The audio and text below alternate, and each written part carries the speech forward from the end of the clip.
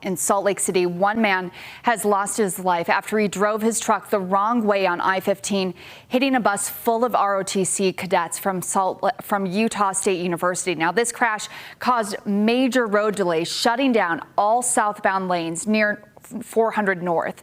That's where we find ABC4's Annika Johns, who spoke to Utah Highway Patrol and the ROTC program about what happened. Now, Annika, it looks like all the roads are clear now, but how did things look earlier?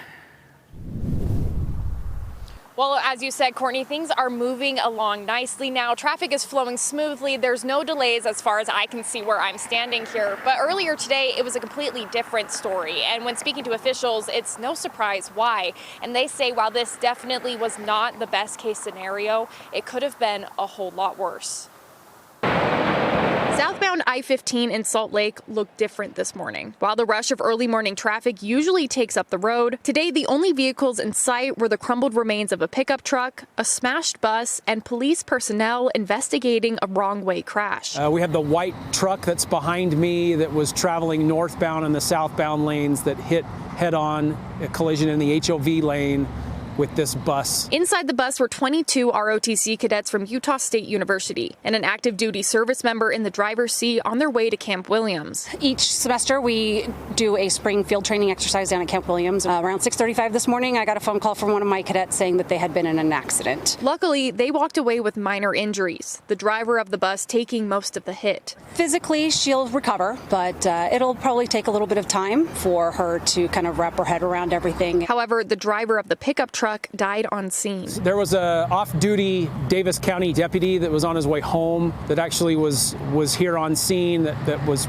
pulled the driver of the pickup truck out of his car, tried to perform some life-saving measures. UHP goes on to say the best course of action for you to take in any driving situation is just to drive defensively. But sometimes you will find yourself in hard situations like these. That bus driver was doing exactly what that person needed to be, traveling in the HOV lane, traveling at the posted speed limit, and was just driving by themselves on their way to their final destination, and just was too very quick of a reaction to make in a bigger bus like this. However, both UHP and Lieutenant Pfeiffer say the bus driver did everything right and most likely saved a dozen more lives today. 100%, just kind of some quick thinking, and whatever she could do probably did help reduce any other long-term or bigger injuries to the cadets on the bus.